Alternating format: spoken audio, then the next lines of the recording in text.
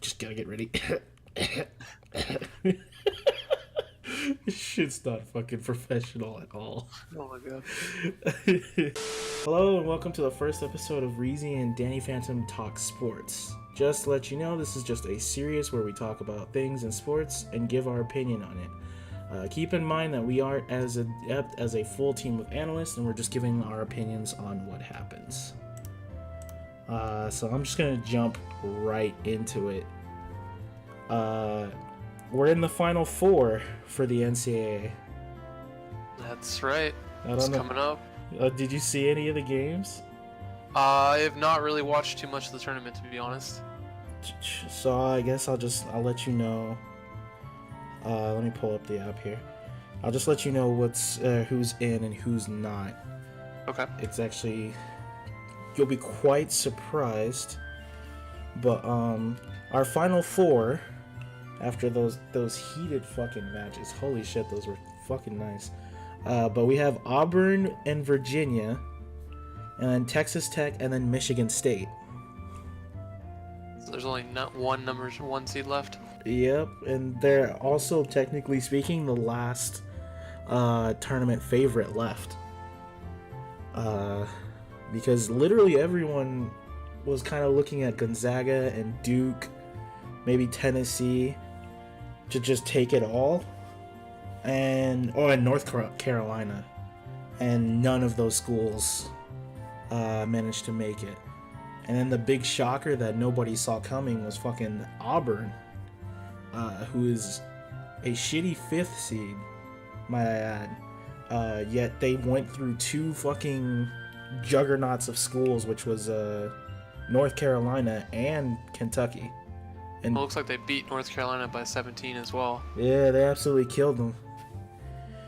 So it wasn't like it was an accident and they got lucky, maybe like a one-shot type thing. Like they full-on destroyed fucking North Carolina.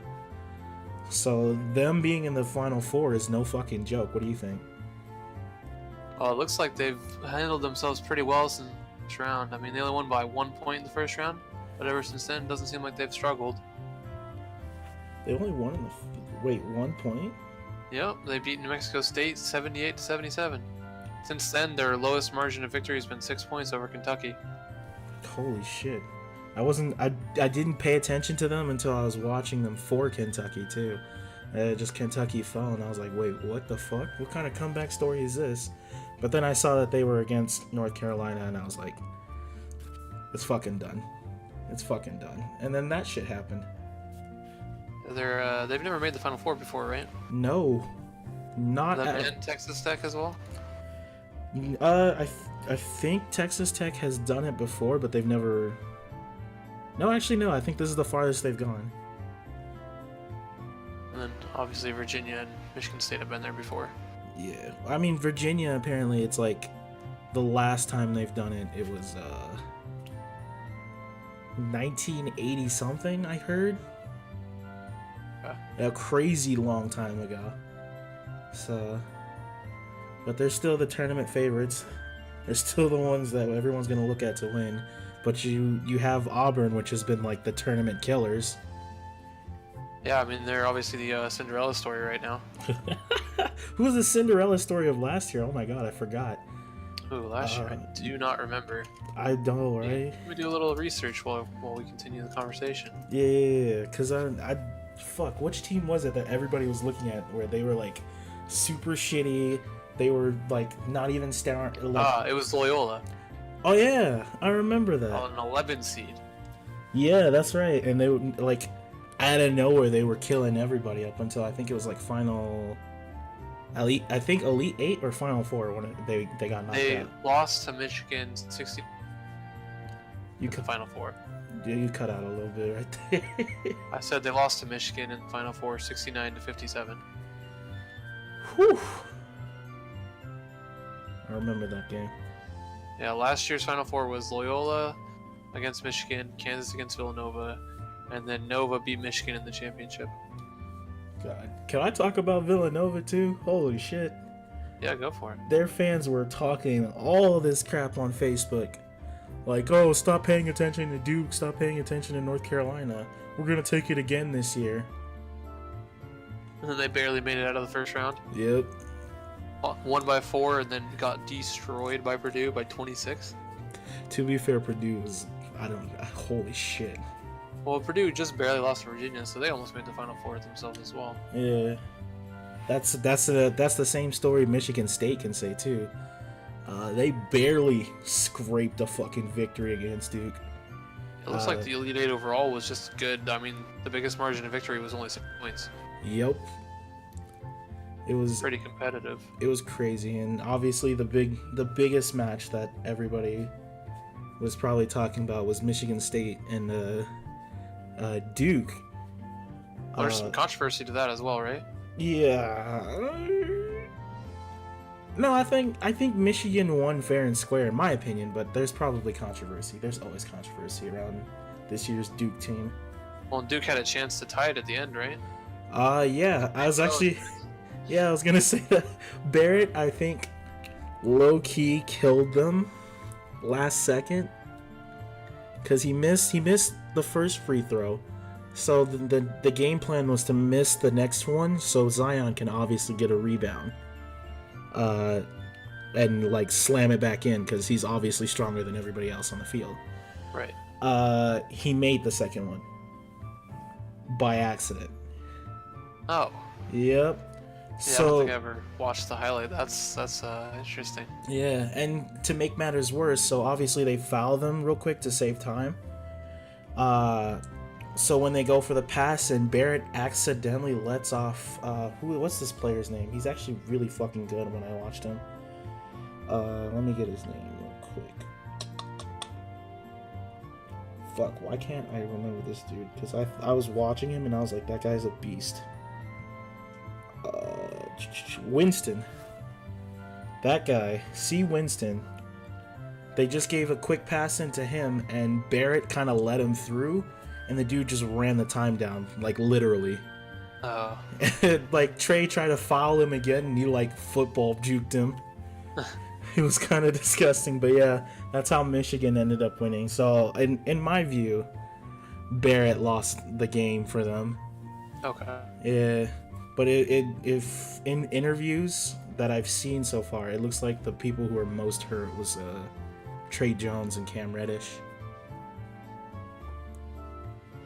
Well, most of them will be one and done anyway, so they'll get over it eventually. Mm-hmm. That's the way NCAA is now, and especially with the new push and not even have the one and done eligibility anymore, and they can just completely forgo the whole college season in general.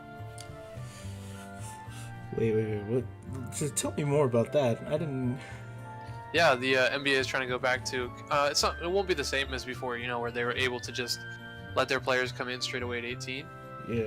They were talking about doing other things like letting players play kind of like professionally in the G League, get that for a year. They still haven't like completely worked it out, but they're talking about just eliminating the one and done again. Which would be pretty huge for college basketball because that's going to be a lot of star talent lost. Yeah. You just kind of kill. There's just a player today as well, actually, that's trying to skip that because he said he was eligible to go to college his junior year of high school. So he'll actually be turning 19 this calendar year, so he's probably actually going to end up being eligible for this year's draft and skip college altogether. I think he was like the number 36 overall ranked prospect. Ooh. He has to do for the college match, but I'll have to find his name here for you. Holy shit. That's low-key interesting.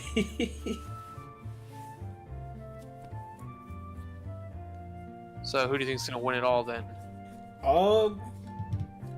To be honest, I had my eyes set on Gonzaga, but they got their asses kicked. So, I have no fucking clue anymore. I want to say tournament favorites, but the way Auburn's playing, like if they come into that Final Four match playing like that, Virginia's not going to beat them. Well, so if you're gonna pick the two Final Four winners, who would you pick right now? That's a toughie. But I'm probably gonna guess that if we're looking for final two, I think it's gonna be Michigan, and I think it's gonna be Auburn as the final two. My opinion would be the opposite. I'm going Texas Tech and Virginia. Really? Yeah, I just think Texas Tech's defense is way too smothering from what I've watched and read. It's true. It's true. They came into the tournament with, I think, one of the top defenses, behind actually Virginia and Michigan and Tennessee. Okay. Yeah, those were the true top ones. But obviously, only one of them is left now. Yeah, so I'm going for an all-defense championship. Defense wins games. Mhm. And it does. I did read a quote earlier today that made me think about that too. It was like, attack wins games, but defense wins titles. It does. That's why, I mean, you look at, other previous winners, they've all had great defenses as well as, you can't just win on offense alone. Because what if you can't stop the other team? They might be able to score more than you. It's true. At least if you stop them, you'll always have some kind of easy opportunity for scoring. It's true. It's true. I'm not sure about Michigan's attack power. Well, obviously they have quite a high enough attack power to get around big, tall players like Zion and fucking RJ Barrett. And that Winston guy is like, I would put him almost behind fucking Ja Morant. Really? Yeah, he's really fucking good. He has good vision on the field. Huh. He knows who to pass it to, and he knows when he should be taking the shot. And I believe that game, if I scroll to it, he scored over like 20-something points. Yep, he scored 20 points on his own and had 10 assists, so he had a double-double. Oh, wow, that's good numbers then. Yeah, let me mute the chat before you. And here's a link that I just sent there for you. That's the recruit that I was talking about. His name is Jalen. I'm gonna butcher his last name. Actually, LeQ? I'm not really sure how to say his last name, honestly. LeQ, yeah. But, that would yeah. probably be right. So, he is his 36th best player in the country. He's his fifth year in high school right now. He's gonna turn 19 in June. You gotta worry about if this guy is mentally ready, because there's gotta be a reason why he stayed another year behind. Let's see here. So it says that he technically did not receive a high school diploma from the Christ School where he was enrolled in North Carolina during the 2017-2018 season. He needed to petition the NBA for inclusion by submitting high school transcripts to the league office by April 11th. Since he is a year removed from his original high school graduating class and turns 19 in the calendar year of the draft, as mandated by the collective bargaining agreement, he appears to have a strong case for inclusion according to lead sources. He will need to wait for an official decision before submitting his name for inclusion on the NBA list, deadline for which is April 21st.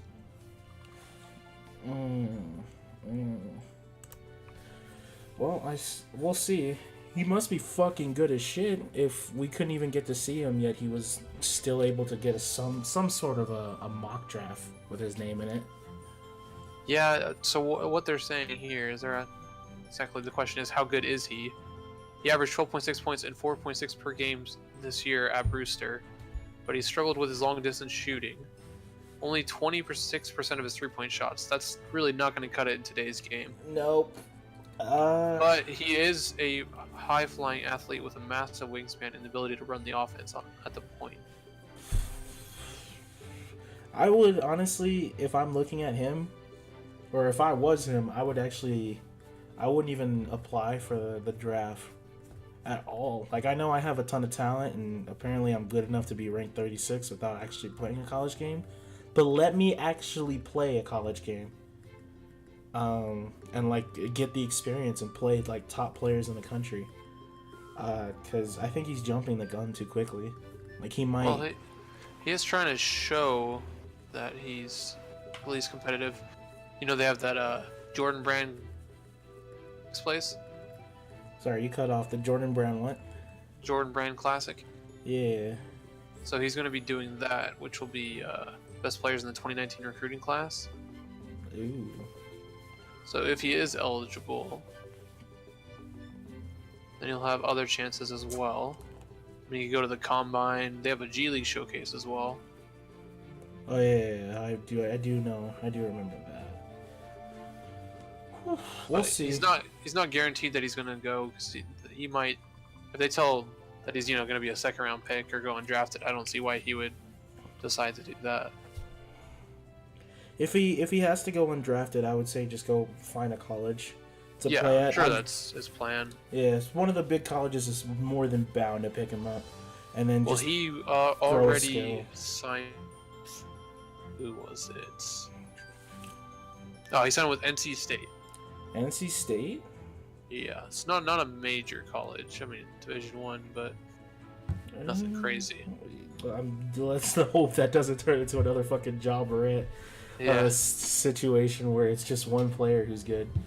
No offense to Murray State, they had some pretty solid players. They D1 for a reason, but let's compared to the rest of the country, one man can't carry that whole team. well, their division is just completely different compared to something like the SEC or ACC, any of those. Pac-12 and all that shit. Pac-12, yeah. So we'll see what this guy decides. They're saying one scout says that he'll probably get drafted, but there are big flaws that can shrink his guaranteed money. If he goes to college and figures out his jumper, he could be a lottery guy. Yep. There's also potential that he could play overseas. And last year there was one player that bypassed college. His name was Anthony Simons. Yeah. He was drafted number 24 overall by the Blazers. Which I don't believe he has played all that much this year for the Blazers. Yeah, I was about to say I haven't even heard of this guy. But I mean, he's only the 36th best high school player, so I wouldn't really say he's worthy of a jump straight to the pros. No, not at all. Especially with those numbers. That's why I'm like, he should just, even if he is like a year ahead or something like that, he should still find a way to just play in college. He needs to fix his shooting, and then he'll be good. Under a good coach. Yep. Because there is quite a step up between a high school coach and a college coach. So, and I know how difficult that could be. So, I guess key matchups for the Final Four. Because you were saying Texas Tech will beat Michigan State, but what do you think about Auburn and Virginia? You said Virginia you think would win. I do think they'll win, yes. But I honestly, all these matchups could go either. Especially with the momentum.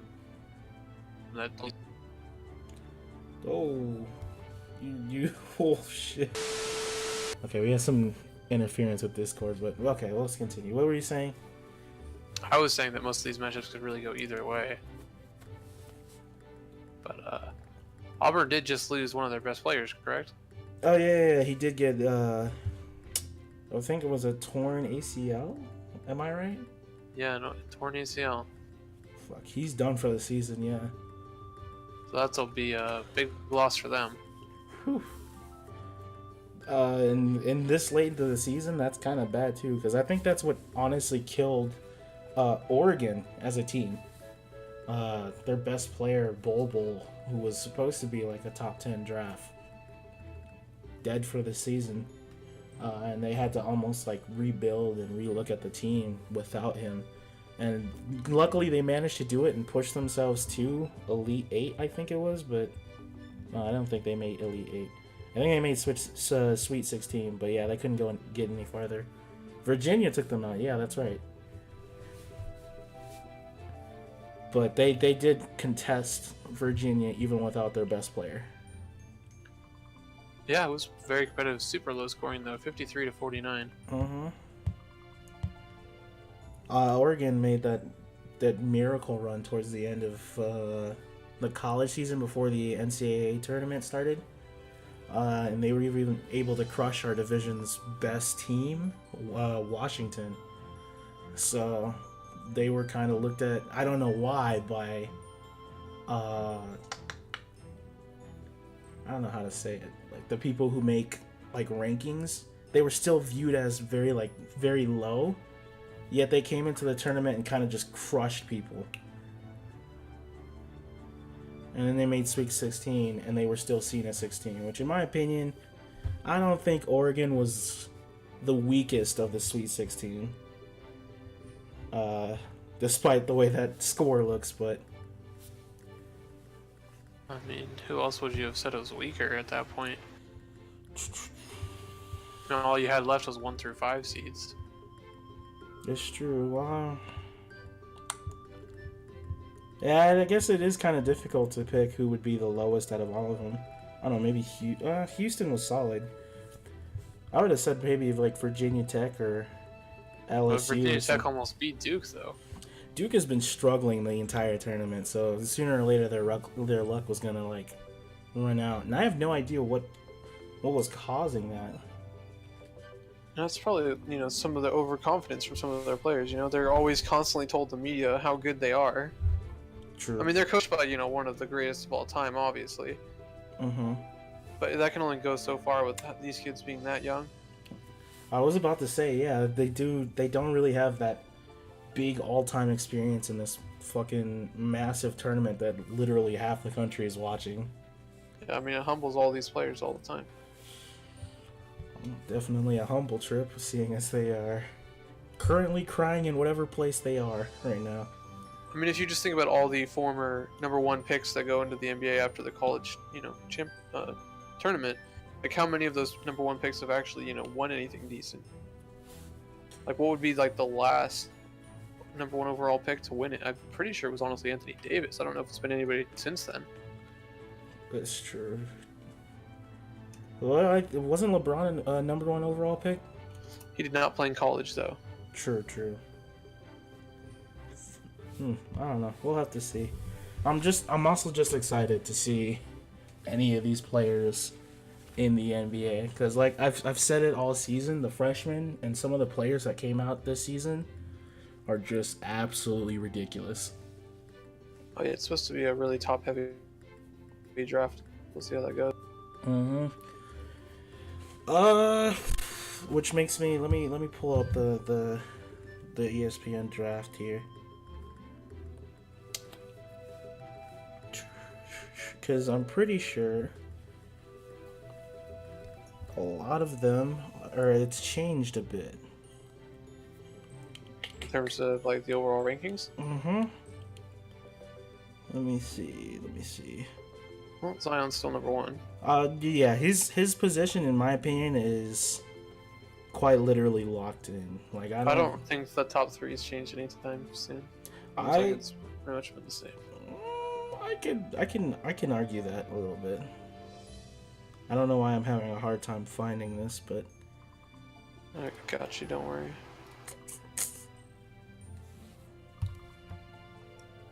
There we go. I have no idea why I couldn't find that. Yeah. Oh no. Okay, I'm looking at it now. Okay, that looks kind of right, except for Darius Garland. I'm not sure what type of player he is. I've never seen Vanderbilt at all this season, so I'm not sure what type of player he is. But the #1 or the top 5 players so far, obviously #1 Zion Williamson, #2 Ja Morant, #3 RJ Barrett, #4 Darius Garland, and #5 Jarrett Culver from Texas Tech, which is makes sense, but I don't know.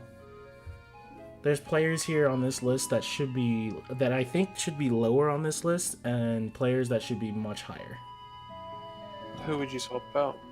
I mean, okay, so we'll probably look at like a player like Romeo Langford, who is like ranked 11, who I believe should be lower. Because I would say he had the same situation as Ja Morant, and he showed he can't do it. I see. So it was much worse. Rory Hachimura from Gonzaga. I have no idea why this guy is 18th. I have no idea. He is a top 10 pick in my eyes, easily. That guy has shown on multiple occasions how he should be a top draft pick. He's just absolutely a beast. Great footwork, good vision, and he's able to get rebounds. I believe even in the loss for Gonzaga, he was still able to pull out 22 points. mean, you have to remember, like, jumping from college to NBA is just two completely different things. In college, you're looking for one skill set. In the NBA, you're looking for another. I mean, just think about like the different heights in college compared to NBA. Like most times, the tallest player in a starting lineup on a college team will only be 6'9". I mean, I know the NBA is more of a small ball league now, but you still have 7-foot centers. So some of these guys that are used to playing centers have to like change their fundamentals of their position. True. I mean, Hachimura is he's not a center. I think He is a power forward, but I'm Yeah. just saying he's got a big build, 6'9", 234. It's a pretty solid size. that is true. He has a good size for modern power forward as well. They say the reason why he's needs to improve. So I mean, he's only started playing basketball when he was 14. That's crazy. And you said he has good vision, but the only issue with that is that he only has 62 career assists to 121 turnovers. It's not a good rate. And he's also slow on defense. He That's is. not He either. is. I will admit that. And the only other issue with him is that he can't shoot threes either. Which, I mean, is fine. You see modern NBA players like LaMarcus Aldridge still do completely fine without a three-point shot. He could pull It's a. just, it's dying now, that type of power forward. True. He could pull a Zion though, who like Zion had a pretty poor 3-point shot at the beginning of the season, and now it's kind of okay. I don't know We'll the exact see. number, but I don't know. I feel like that's something that could be taught. But also, you are right where it's like it's not looked for as much. Obviously, someone like Bol, we don't even know how to gauge the dude because he hasn't played for so long. But the last time we saw him, he played a nasty stretch 5, even for the college level. So. Oh, yeah. Good percentages from what I'm seeing here. 41% 41% from 3. That's awesome. And on 63%, 63 attempts as well. And it looked like, because the big problem for him when coming into the college scene was that it just looked like he didn't care. Like he was kind of like, well, kind of got to be on the field now again. But Yep, this is exactly what I'm seeing when I'm reading this as well. it was slowly going away as the season went by. But whatchamacallit, he got injured and now it's kind of dead. So it's like, how can you tell if he's changed or not? Well, what they're saying is that people wonder if he's actually really dedicated enough to really fulfill his full max potential. I mean, like, all this sounds like a lot of character issues is what I'm reading. I mean, lacks a degree of physical and mental toughness, doesn't always play hard, lapses defensively and on the defensive glass, get pushed off his spots on offense, won't play through adversity. I mean, that just sounds like a lot of red flags to me. But that's what he was showing at the beginning of the season. I feel like as the season was going, though, he was starting to kind of work on that. But he got injured, and it didn't. I mean, I'm change sure with the enough. right coaching staff in the NBA, he could, just crush it. I mean, he will need to gain some weight, though. Oh yeah, he was 7'2", 222 pounds. I mean, you're gonna get destroyed by modern centers. Yep. I mean, could you imagine him going against somebody like Rudy Gobert? Rudy Gobert would just eat him alive. I can actually see that. It's just like flops. I mean, look what Gobert has done to DeAndre Ayton. Oof. Yeah, true. Ayton the other day was just basically complaining about how he was inside his head, and you could see it visibly on the court. Ayton had no idea what he was doing there. Poor fucking kid. He came straight from the U of A and had no idea how the NBA was gonna be, and was told to be a starter. I mean, that's the problem with some of these players. Like, don't get me wrong, Ayton's had a good year overall, but he's definitely nowhere close to Rookie of the Year. And that's somebody like Bol. I'm sure with a great coaching staff, he'll be a starting 5. But I mean, he needs to get his head on straight right now. There's not much. The most we've seen of him now is just looking at him from the bench. We have no idea if he's bulked up at all or done anything, like just take fucking shots or some shit. Well, I mean, I guess he couldn't do that with the injury on his foot, but I have no idea. That's a kid that's a player you can't even gauge. Like, he's put at number 13, but I don't know if that's even if that should be his position right now. I mean, that seems like the case with a lot of players in this draft. Like, a bunch of scouts don't really know what to do with Zion, you know? Like, is he actually gonna translate?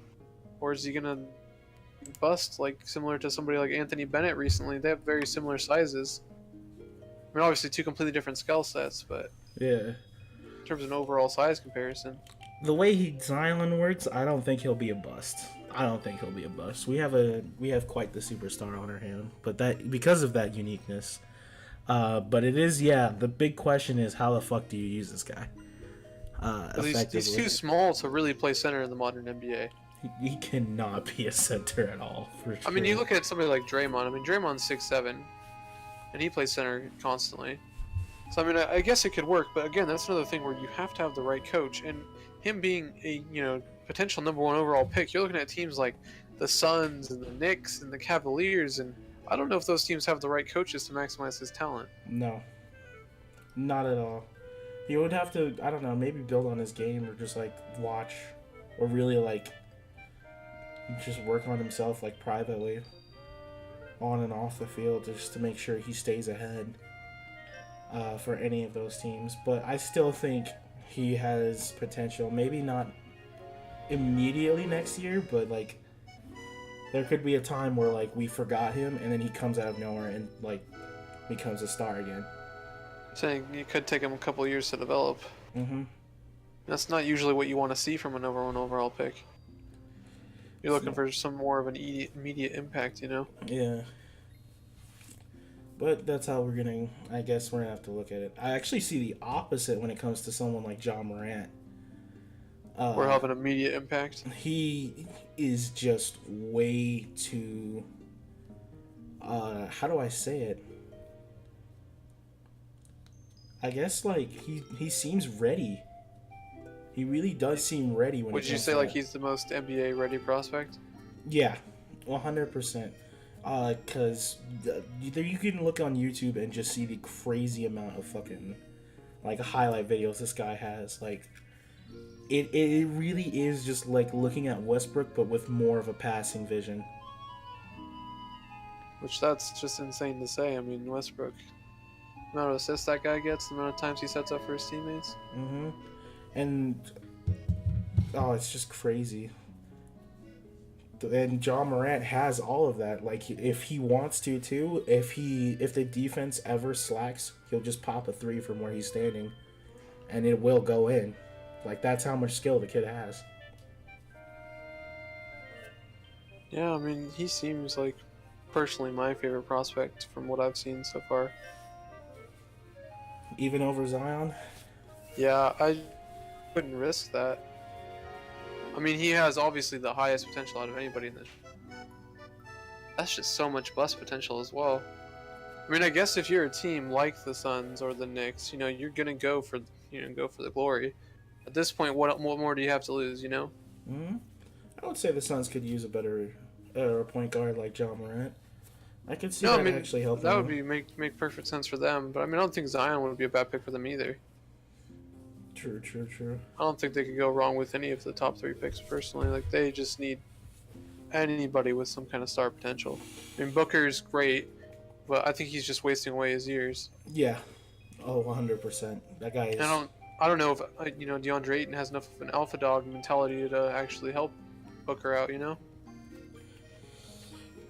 Well, we'll get to the NBA talks eventually, but I think I'm gonna go back. I'm gonna go down to the next person. I guess this is the last person we'll talk about for the NBA draft, which is probably RJ Barrett.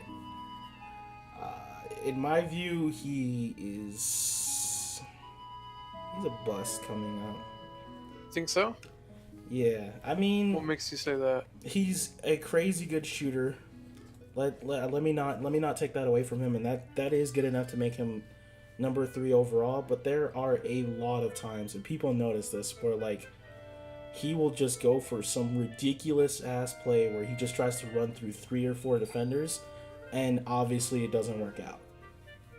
So he's a little reckless on the court. Yeah, he's really got to fix that, and it's something I thought, like, you see it at the beginning of the season, you're like, okay, well, maybe this will get flattened out over the college year, but that didn't even stop even for that game they lost against Michigan State. I mean, what you're saying right now, of improvement, that his efficiency leaves something to be desired, and he tries too many ISO style plays. Yeah. I think he should just stick to the shooter style. Oh, and the only issue with that though, is he's shot a lot of 3-point attempts, but he's only hit 31% of them. He could probably, in my opinion, you can work on that like a lot better. Oh, I mean, you can always improve on that. Like, I mean, you look at someone similar to, I mean, not in terms of necessarily a player comp, but I mean, you look at somebody like Mike Conley, who coming out of college had such a terrible shot, and now he's all the way up to almost 40% on threes. So I mean, RJ Barrett could definitely put the work in and become a way better shooter. I mean, either way, he'll definitely be drafted in the top 10, top 5, and hopefully please whoever drafts them. True. But yeah, that's all I'm saying. Like, he's got to work on that, like, selfishness. Unless he gets to the NBA level and he really just becomes a superstar where he's that way ahead that it doesn't matter. But he's got to stop going for those, like, selfish plays. Yeah, I mean, there's rarely ever a perfect prospect that comes out of the draft. True. Yeah. And they compare him to DeMar DeRozan and Jimmy Butler. So they're wondering if his upside is high enough to be worth for a number 1 pick. He's definitely not a number 1 pick. I do not see him being better than Ja Morant. Or Zion, for that matter. Even though they've been on the same team and they work really well, but... I mean, if you're looking for, like, modern shooting guard, he seems like he's more of the outdated model, I mean, comparing somebody to, like, DeRozan, who only shoots mid-rangers. What, DeRozan has, like, 10 shots this year, or from 3 this year? That's kind of his comparison. It's true. Well, they'll see. He seems like he's moldable, but he also seems like he could be a bust in my view. But yeah, I mean, he seems like he's got a good head on his shoulders. Like, I mean, you'll never see him take a playoff, is what I'm seeing here. Yeah. I mean, the guy just goes hard all the time. Well, we could say that about all these guys in the top 10. I should have talked about Kobe White, too, who I don't think should be fucking number 10.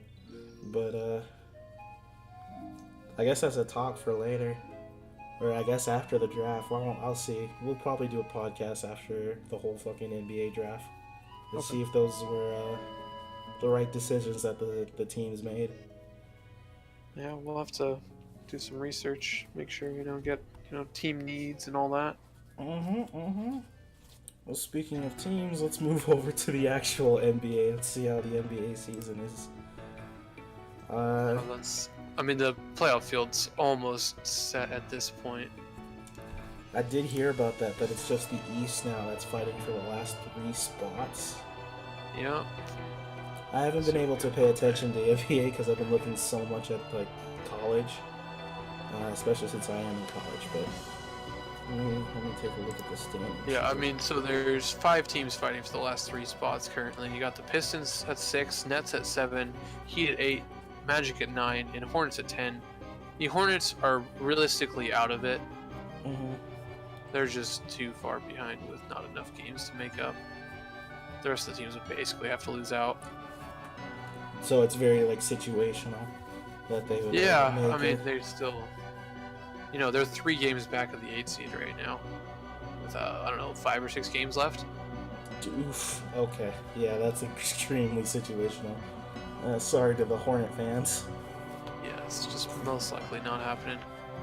If you just look at it in terms of rosters, I mean, they probably have the weakest of the 5. I would say the 3 teams that are in it are the ones that have probably the strongest rosters. Who? So the 3 are the Pistons, the Nets, and the Heat that are in currently. So of the 4, because obviously we don't think the Hornets will make it, of the 4, who do you think would make it? Or I guess who would be the odd one out who wouldn't make it? I'm going to say the Magic. They just don't lack that, they don't have a killer player on their team. I mean, they're still super young. I mean, they have plenty of great players, but I think all of them are just extremely flawed. I mean, Vucevic is probably their best player by far. I mean, he did make the All-Star team this year. He's had an outstanding year. You got players like Aaron Gordon, Evan Fournier, Don't ever search his name on Google, by the way. Not a good one to look up. Yeah, I mean they have some decent players. Don't get me wrong. I don't see any way that they could actually do anything in the playoffs, even if they made it.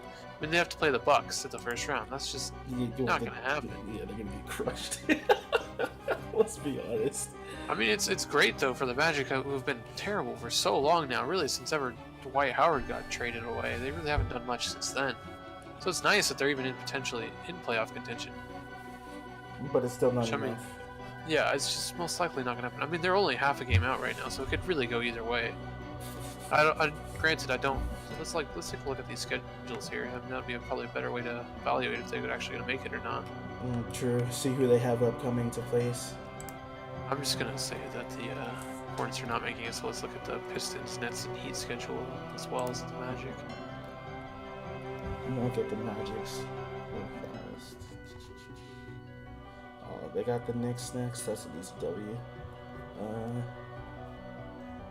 Well, okay, so granted, the Magic have 4 games left. The Knicks and Hawks are definitely winnable, along with the Hornets as well, especially if the Hornets are eliminated by that time.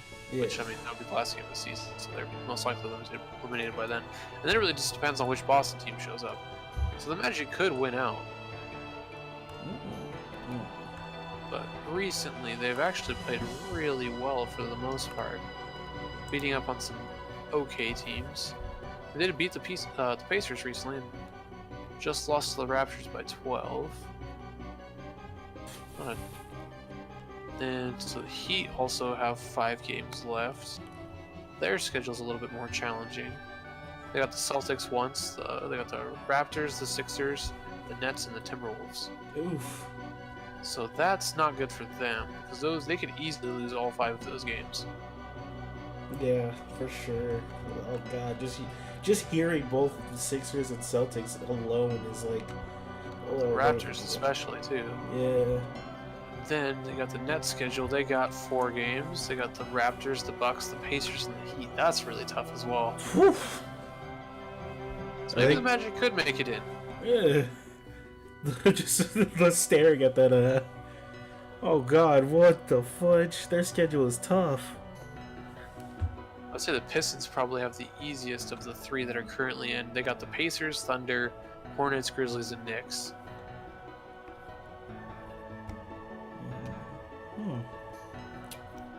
I see what you're saying. I don't know. I would see Pistons, just judging off of all of that. I would see Pistons, maybe Magic, and then maybe the Heat. You think so? You think the Nets are gonna? Yeah. I don't know. That just seems way too rough. So.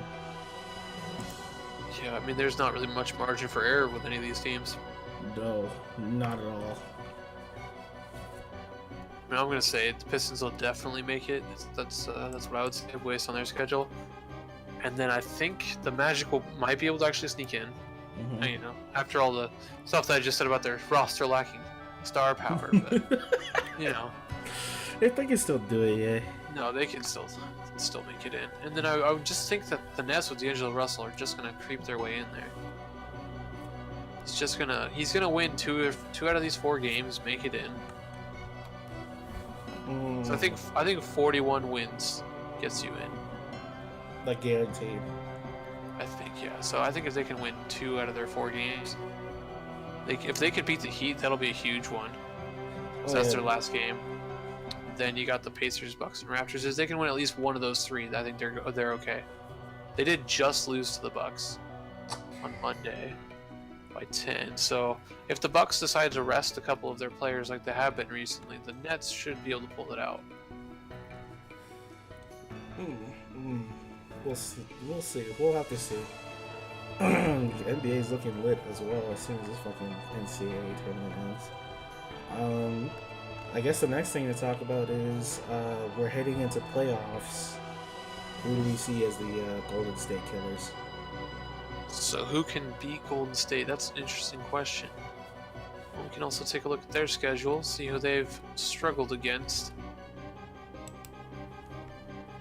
I mean, they definitely, you know, a team with some high pace will, they'll struggle against them. But as you know, the Kings obviously didn't make the playoffs, but they're a team that made them fight for every single victory they got. Yeah. So you gotta look at, teams that play them similar to that, So what do we got going here? We got somebody like the Blazers might have been a good choice, but they just lost Nurkic to that awful injury. Did you see that, Whoa, by the way? wait a minute. He got injured? Oh, jeez, it's pretty brutal. If you could find it, take a look at that for me. Yeah, I'll have to do that to the pocket. Oh, I can see a picture. Oof. It's pretty bad. Mm. Yeah, so let's see. The Warriors are currently matched up with the Thunder as of right this second. I don't think the Thunder can beat the Warriors. No.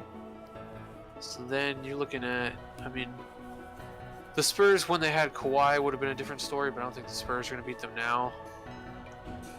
Clippers just lack that, killer star.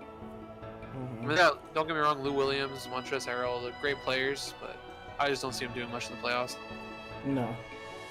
If Utah can turn it on, towards like how they did in the last year, that might be a team that can beat them.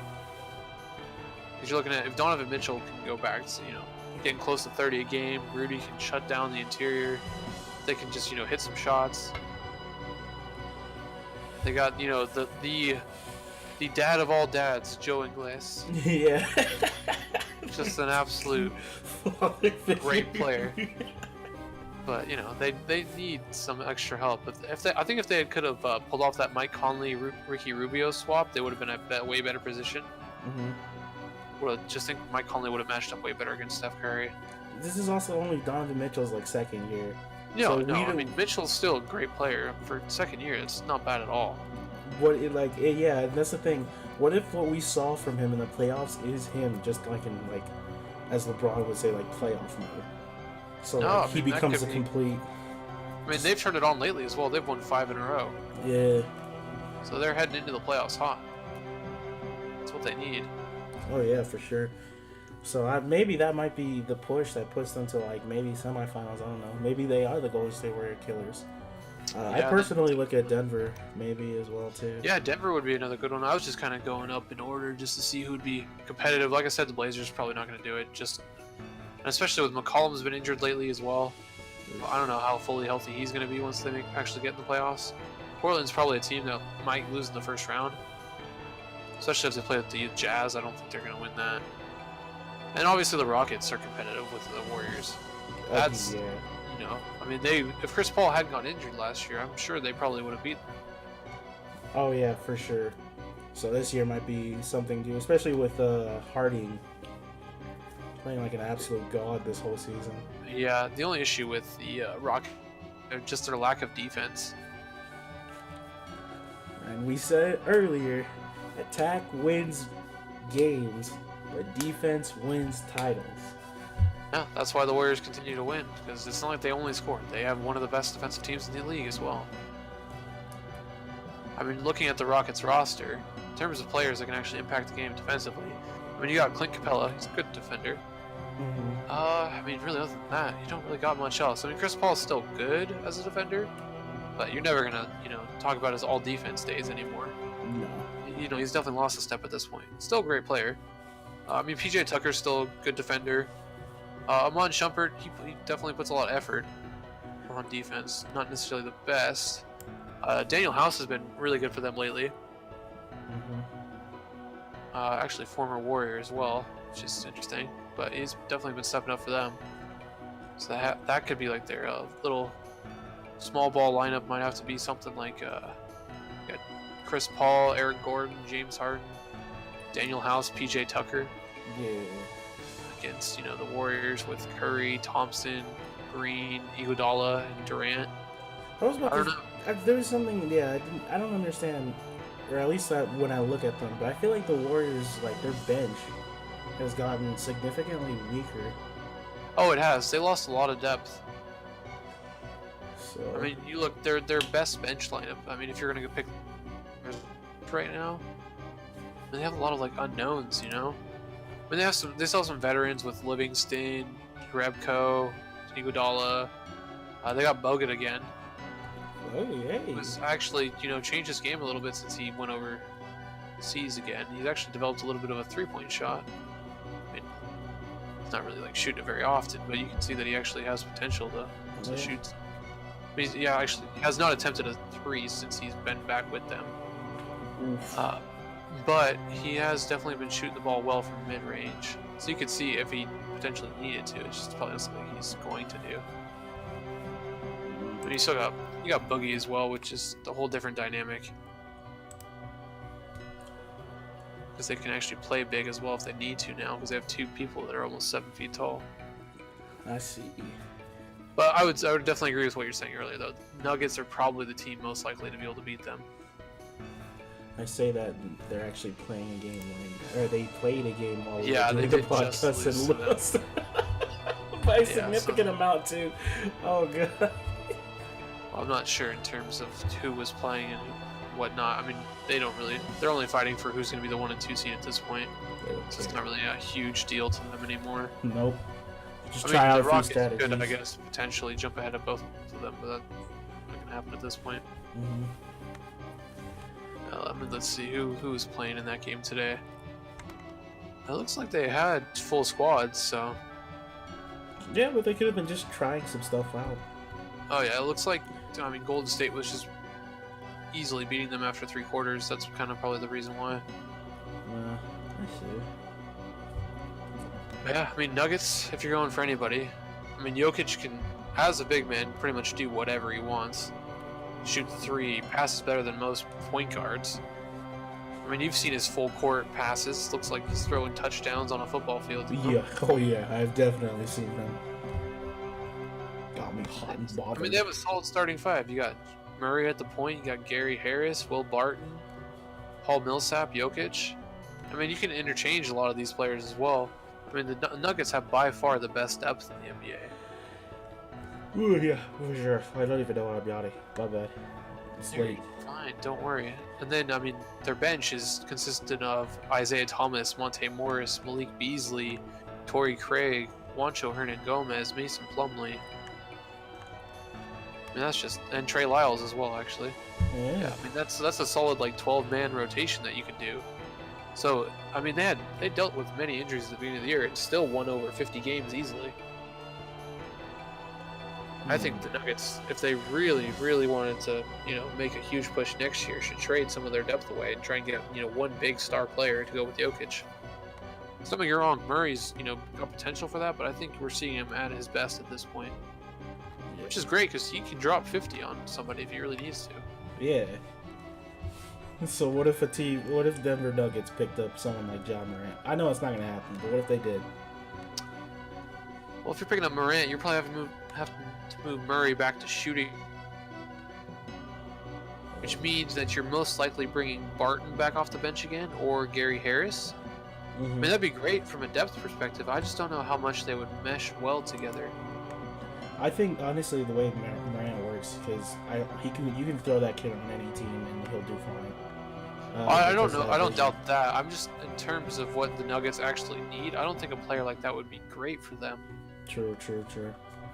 I mean, Kevin Durant would be perfect for them. But, I mean, Kevin Durant would be pretty much perfect for any team.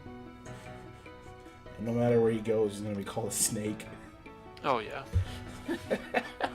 I love that. So let's say none of these teams succeed and the Warriors make finals. Who do you think will have... I guess, who do you think from the East will make finals and be there to try and who would be them? the best team to take them down? Yeah. I mean, obviously Kawhi Leonard knows how to shut the Warriors down. Yeah. So I think it would probably honestly have to be Toronto or Milwaukee. Biggest picks. Yeah, or easiest picks, you would say? Yeah, I mean, I wouldn't be surprised if any of the top 5 seeds made it from the East. I really wouldn't be surprised. All of them match up pretty well against each other. I don't really think too much separates them. No. Like, the Pacers lost Oladipo, but haven't lost a step. It's true. And then you have, I remember hearing, why am I forgetting? Kyrie Irving was also saying that their team would play very well in the setting of a playoff where they get time to read the other team. I think so. Yeah, I think the Celtics will definitely start to perform better once they actually make it to the playoffs. No problem with that is that the Celtics would have to probably face the Pacers right now, which I think the Pacers could knock them off. True. But I guess if you're asking me which team I would have to pick, I would just purely because of their depth as well. Because the Bucks have lost a couple players recently. Mhm. I mean, you know what? Malcolm Brogdon got injured, as did Nikola Mirotic. I mean, those are two very important parts of their rotation. I believe that they'll both be back for playoffs, if I'm remembering correctly. But they're not going to be the same. Like, neither one's out for the year, but I believe Brogdon won't be able to play the first round. Can't 100% remember. So yeah, I mean, that's two parts of their core rotation. They're gonna be gone. I mean, you look at the Raptors. Starting five is very solid for competition with the Warriors. You got Lowry, Danny Green, Kawhi Leonard, and then whichever of the three that they decided to start at power forward center, which was Siakam, Ibaka, and Gasol. True. I'm thinking for the Warriors, they're probably bringing Gasol off the bench and could even throw in another guard in the starting lineup. They might even put Van Fleet in the game. I think for sure they got to bring Siakam in there. Siakam's just been a game changer for them this year. No reason not to. Just keep it going. Keep the game changer. And Jeremy Lin's been a great pickup for them. Coming off the bench, he's been very helpful in Kyle Lowry's and Van Fleet's absence. But they're all three of them are healthy again, so that's helpful. Healthy, ready to go. Yeah, they got some interesting names on their bench. I think if the Bucks were completely healthy, I think the Bucks would definitely be the team to pick, though. They definitely have a better overall team. I mean, it says that with the wins as well. They have the best record in the NBA. True. And there's a reason for that, so... Definitely a strong pick to win the whole thing. Which I guess would be the next question.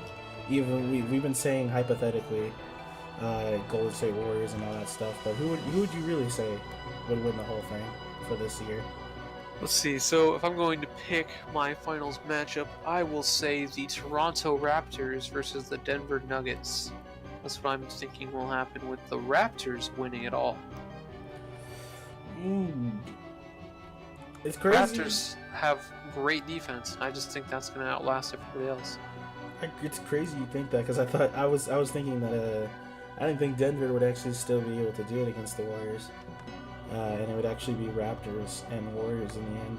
Raptors Warriors. Who do you think's going to take that? But yeah, I would still think Raptors would take the whole thing. Think so? Yeah, I don't think. I'm ready for the Warriors to not win it. You know, that'd be nice. That'd be great if they just did make the finals for once. I mean, I know we're just really just hating on them just because they win, but you know, you get tired of seeing the same thing every year.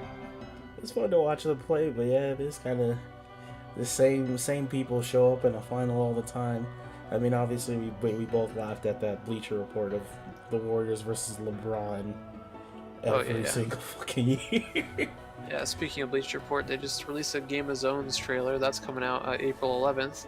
Dude, I don't know if you have seen that. I need to check it out more, honestly. There's a lot of things I need to watch. Speaking of LeBron, we'll switch it over. LeBron just recently has been said he's not going to be playing for the rest of the season. Because I guess, I don't know. I have no idea what's behind the decision making behind that. But the Lakers are done for when it comes to the playoff race. So, and obviously in conjunction to that, he's just not playing the rest of the season. Yeah, I know he's been trying to. He's had nagging injuries all season long. Mm-hmm. So it was definitely not with his, wanting to do that at all. Obviously, he doesn't want to sit out any games. He wants to play a full 82 game season. But at just his age, that's just not possible anymore. And when the games are meaningless at this point, what are you actually accomplishing by playing these last few games? It's funny you say that because people still are all over fucking social media using it as a chance to be like, well, the GOAT, everybody, clearly better than Jordan. I still think Jordan's better personally. I mean, I wouldn't, argue with you if you told me that LeBron was better. I could see the point from both sides. But I mean, LeBron is no longer the best player in the NBA right now. No. I wouldn't even put him in the top two right now. I'd probably say Durant and Curry are the probably top. Or oh no, actually, Giannis is probably the Giannis. second best personally. I think Curry. You're thinking Curry? Yeah, the third. I think that Harden would be the best player in the NBA if he played any defense whatsoever. We'll get to the MVP talks in a second here, but yeah, I see what you're saying about the whole LeBron thing. I never thought he was better than Jordan either. I don't think we'll ever have a situation where a player, well, there might be in like a distant future where someone actually does manage to put up numbers and compete with what MJ was doing, but I don't think in today's day we're gonna find somebody like that. Yeah, but getting back to your main point of what do I think about the injury decision? I think it's smart just from his. I know it's like he has to take off so much extra time than he's used to. I mean, he hasn't missed the playoffs, got over a decade. Yeah. So it's insane to think that you've made it to the playoffs that many years in a row. But he definitely could use the. He's gonna miss the rest of this regular season. Won't have to play the over 20 games in the playoffs that he normally plays. True. And then he maybe can come back next season. Yeah, hopefully they'll have a better team next year overall. I mean, they'll have Lonzo back, Ingram back. Anyone they pick up from the draft, I know they're gonna pick somebody up from the draft. So they'll have to make some moves in free agency. Everyone's speculating Kawhi, Klay Thompson, Kevin Durant, but we'll see how realistic any of that happens. Paul George almost went there, but decided against it. So. Let's see, because I have kind of like notes here. Yeah, I guess actually that was on the list. So there's two more things we're gonna talk. I guess MVP, and then free agency. So MVP, who do you see as the 2018-2019 MVP? Well, I mean, MVP is supposed to be the most valuable player, and who brings the most to their team. I think that's definitely either Harden or Giannis. Obviously, I don't think anyone else can really at this point. I think both are very instrumental to the team's victories, but I would say that Giannis just brings more to the table overall as a player. I mean, Harden's having a phenomenal offensive season, scoring the most points in a long time compared to anyone. Mm-hmm. But Giannis is potentially Defensive Player of the Year as well. So you got to take that into account as well. And the man you can't stop him when he has a full head of steam. And you just can't not root for the guy as well. So I mean, I don't know if that would it's not going to skew anybody's votes. I don't think. But if you're looking for more of a likable player, it's definitely got to be Giannis with that killer instinct. And nobody likes watching Harden and his step back travel threes and his his foul calls. The step back travel threes. I mean, it's a legal move. It's been clarified multiple times that it is not a travel. But so any casual NBA fan, you're like, what the fuck did I just watch? That man just traveled. Oh yeah, I see it all the time, and there's always the one person who has to put the fucking counter comment with the actual official ruling saying it's okay, and I believe even Zion has actually used it a little bit in college too. Oh yeah, I mean, there's definitely it's a copycat league. So people are gonna copy his moves. If they see it works for him, then you might as well try it as well. It's not gonna be obviously as successful, but if it makes your game better, then I would fucking do it. I believe Kyrie's used it this year. I mean, I think Steph did it once when they played the Rockets as well. There you go. So, good on Giannis to be the MVP. I honestly thought he was going to be MVP, just from what I was hearing, and honestly, just looking at the dude. I mean, come on. He really is just like the giant Greek freak. I honestly don't think you could go wrong either way, though. I mean, both players are just so important to their teams that if you just remove them and kept the rosters the same, both teams would be garbage. Ooh, bold statement. I think the Bucks would be at least competitive, but I think the Rockets they don't have any relevance at all. I mean, look at the Rockets. What they have: Chris Paul, Capella, Tucker to rely on. Like that's not going to make it to the playoffs in the Western Conference. No, not at all. Yeah, I see what you're saying right there. The Bucks, I mean, they would still have Chris Middleton, Brook Lopez, Brogdon, Bledsoe. That'd still be probably a playoff team. Ooh. So in that respect as well, you could say that Harden deserves MVP more just because of would his team be in the playoffs without him. So that's kind of the debate. But I still think Giannis is just had a better overall season. I see. And I 100% agree. I think removing Harding from the Rockets.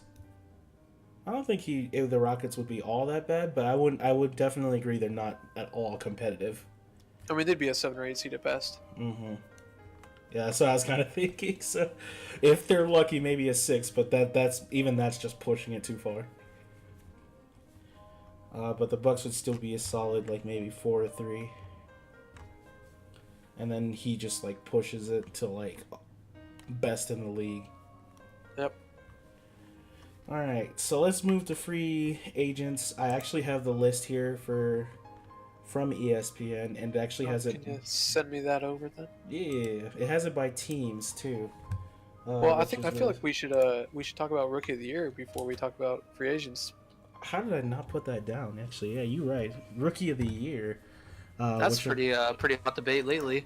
Yeah, between I think Luka Doncic and Trae Young. Am I right? Yep, Trae Young. Yep, that would be the two. It's pretty much. No, I mean, there's other good rookies this year. Don't get me wrong, but those are by far the two best right now. Oh yeah, easy to say. And I would say, of the two, just from speculations, I'm gonna be straight honest. I wasn't paying attention to the rookies this year, but when a player has a chance to be in All Stars, his rookie year, I would say he should be Rookie of the Year, and that's obviously Luka Doncic. Yeah, I mean, I think if you're going over by overall year, you gotta do Luka. I mean, Luka's not been as good in the second half of this year, but he's still been just great. I mean, you can't go wrong with Luka right now. I mean, if Trae Young had played like this the entire year, he would have been Rookie of the Year. You know, it's Rookie of the Year, not Rookie of the first half, not Rookie of the second half. Rookie of the entire year. Yeah, you gotta go Luka. Which is easy to say. So, I mean, I don't know who will be better in their career. That's up for debate. Well, you never know with anybody, but... Yeah, no, but I mean, I think that the Mavericks and the Hawks are both very pleased with that trade. Yeah, I would agree. So, Luka Doncic, Rookie of the Year. If Trae Young wins it, I wouldn't be all that mad, but... I wouldn't be upset either, but I think that Luka should win it. No, some random oddity won it, that's when I'd...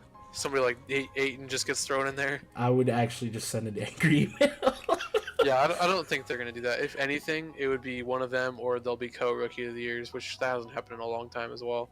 Dope. I can't remember the last. I think it was like that was in the late '90s. The last time that happened, I believe. Can't remember. I'm too young. Couldn't remember. Was still a child or a baby, I think. Well, either way. So yeah, Rookie of the Year. We'll move on to free agents here. And since it's got it by teams, well, I guess we'll just go down the list of each team that are losing, or I guess having players go to free agents only in 2019. Because I know it says it for 2022, but I don't want to pay attention to that right now. Yeah, that doesn't really matter too much for this purpose. So we'll start with the Atlanta Hawks. They're losing Kent Bazemore, Dwayne Damon, Justin Anderson, Vince Carter, and Alex. I'm not going to even try to say that last I believe name. it's Poitras is how you say it. I believe. Poitras? Yeah, like waitress. Yeah, it's a very odd way to say it. I can't complain about last names ever because of my own, but whatever. What do you think about these free agents? Where do you think they'll go? Yeah, so let's see. There's are also got options. You got to remember that as well. So somebody like Kent Bazemore, I think he's probably opting in because I don't think he's going to get paid what he wants. There's just no way. Dedmon's going to leave for sure. He'll get a job from some team that's going to be willing to pay him. Yeah. I think they probably let go of Poitras and Anderson. I don't think they're going to pick up their rookie options. And Vince Carter, that's an enigma. I mean, it sounds like he's going to play another season, but what team? You know, I mean, he's going to go back to Toronto, maybe make it his final year. But I don't think they're really going to be hurting if any of these players leave. None of them are part of their core. No. not at all. That's pretty easy to talk about too. I just agree with all that. So we'll just move on straight to the Celtics too, which is the biggest one. Yeah, What Celtics is a whole nother thing. Yeah, you can go ahead and say this one too. We'll just switch off. All right, so we got Al Horford, Kyrie Irving, Marcus Morris, Terry Rozier, Daniel Theus, Brad Wanamaker, Aaron Baines, PJ Dozier, and RJ Hunter. I'll go straight to the big one, Kyrie Irving. Stay or leave. Wow, that's a whole. I mean, I think it honestly depends on how they do in the playoffs this year. If they win it all, I think he's staying. If they don't make it past the second round, I think he leaves. I think they have to make it to at least the Eastern Conference Finals for him to even consider staying. And if he leaves, I believe he goes. He goes to the Knicks. Start up that super team for the Knicks. Yeah, potentially with a Zion type player. Yeah. I have a feeling he'll leave. I'm not sure where. Obviously, the Knicks is the big one, but yeah, I feel like he's gonna leave. What about Al Horford? I cannot say names today. You think he opts in? Yeah, he's an aging player. He fits perfectly for what they need. I don't see him leaving. Would you argue the same thing for Morris? Morris, that's another thing. It kind of depends on what teams value as his overall value to a team. Like the Celtics definitely maximize his talents, but if you look at when he played for the Pistons and the Suns, I don't know. I'm not really sure if he's a player you want at the same time. You have to keep him under control. Especially, you can't ever have him and his brother play again together. That's just not a good idea. Yeah. So I think that one's another 50-50 situation. It depends on if they want to keep all these players. Because they're going to have a lot of money come off the books potentially, or they're going to have a lot still on there. If Irving and Horford both opt out, they're going to have a lot of money. Ooh, true. I don't even want to talk about a lot of these underhand people because the big ones are those. I can kind of tell you the ones that are really like of any value really. Mm-hmm. So I mean Rozier, he's obviously a pretty decent name. That's another thing. He's restricted, so that really is more relying on what happens with Kyrie Irving. So if Kyrie leaves, they're going to keep Rozier. If Kyrie stays, that's another thing. I don't know if they're going to keep him or not. Then the only other two names that are of any value really are Daniel Theus and Aaron Baines. They'll probably keep both of those players. Baines will probably opt in, and Theus is probably going to stay as well. I was thinking that too. Actually, because I do pay attention to at least Rozier and Baines, I was like, maybe those two might stay. I just don't see their name on a different team's back, but I didn't know much about Theus, but he's had some decent games. I think they'll keep him as a bench pick. I feel that. I guess we'll go on to the Nets here.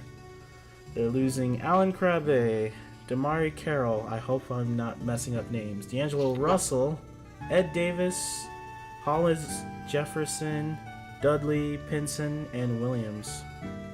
Alright, so really the only names of note here are you got Alan Crabb, Damari Carroll, D'Angelo Russell, Ed Davis, Hollis Jefferson, and Dudley. The last two you don't really need to worry about too much. Yeah. Crabb's gonna opt in for sure. That he's got way too much money going that way. Carroll, that's another one that's 50-50. If the Nets want to keep him around as a veteran presence, you could go that way. You could easily go to a different team. Russell, they're obviously going to give him as much money as he wants. Yeah, they want to keep him. So they'll match any kind of contract. But I believe that's a rookie option anyway. I think he's still on his. Ed Davis, that's another one that could. I think he'll more than likely leave, try and find a bigger role on another team. Mm-hmm. Hollis Jefferson, I think that's another one they probably pick up.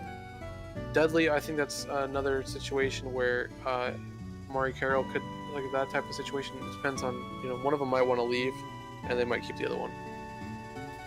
You have any thoughts on any of these players? I mean, I know the Nets are not like necessarily a household name. Yeah, I've always seen them as a pretty shit team, but they've actually been getting their name up. They've been one of the biggest, probably the biggest surprise of the season so far. Yeah. So they don't want to pull at least most of their key players that have made that change though. So And I see D'Angelo Russell, like, no matter what, they're holding on to him. So that's definitely one I see. I think they'll hold on to Carroll as well, but that's the Nets. We'll try to move on to the Hornets. Oof, I am looking at this list. Some of those names. It's a lot of names. All right. Yeah, you know. I'll read this one off for you. Mm-hmm. You got Bismack Biyombo, Michael Kidd-Gilchrist, Kemba Walker, Jeremy Lamb, Frank Kaminsky, Marvin Williams, Joe Chealy, J.P. Makura, and Shelvin Mack. And obviously the big names that come out of this: Kemba Walker, Jeremy Lamb, Gilchrist, and Biyombo. Big question is what happens to Walker? Someone who's been putting up big numbers for so long, but like the Hornets just haven't been solid.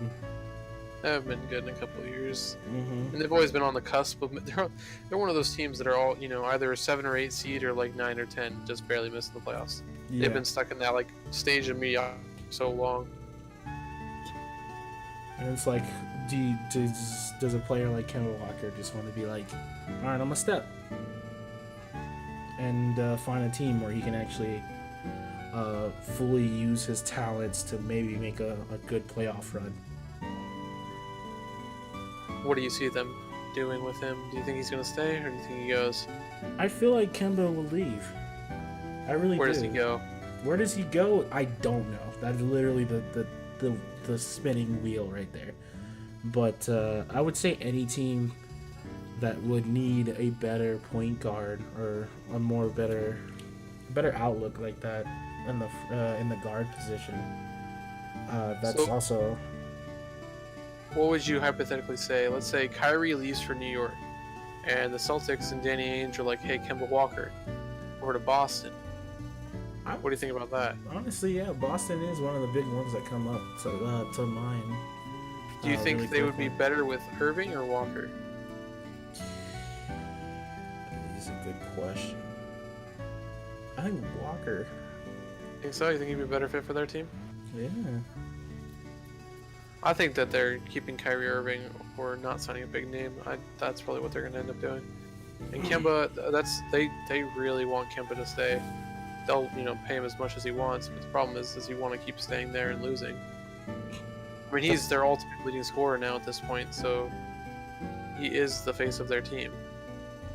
Well, we've seen the faces of teams literally leave their teams already, so. Yeah, I mean, it happens all the time. So I mean, yeah, I would think he would leave. What about Jeremy Lamb? Well, Lamb, that's another thing. I think a lot of the if Walker stays or goes. So I guess it'll be easier to kind of clump a lot of these players together. So like Biyombo, Kidd-Gilchrist, and Marvin Williams, they all have player options, and those are all 3 players that are, they're decent, but they're not gonna get paid a lot of money. So those are all players that'll opt in. I think Kaminsky gets let go. He just doesn't have a place in the rotation anymore. Yep. Shelvin Mack's just kind of a veteran fodder. It's not really going to matter that he's probably gone. But if Kemba Walker stays, I'm sure Jeremy Lamb stays. And if Kemba Walker leaves, if he leaves, I don't know. That's another situation. If he leaves, they probably let Lamb walk just because he will get paid a decent amount of money, and they're rebuilding if Walker leaves. Well, definitely in rebuild mode if he leaves. That's for sure. Let's go on to the next team, which is the Chicago Bulls, and I give up on name saying, so. Yeah, I mean, we should probably just go over only the names that matter at this point. Yeah. For the Bulls, I mean, you really don't have much here. You got Robin Lopez, you got Ryan Arcidiacono.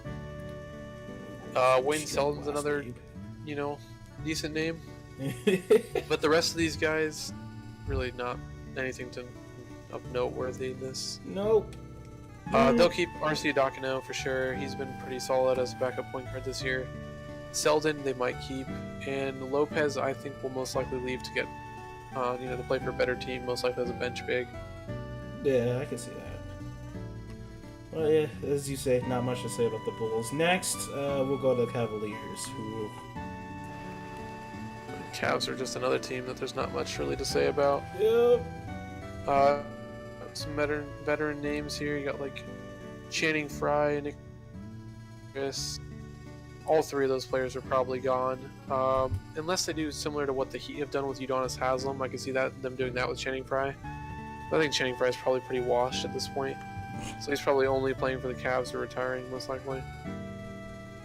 Then you got David Nwaba. I mean, he's been a decent player for them. I think they'll probably keep him around.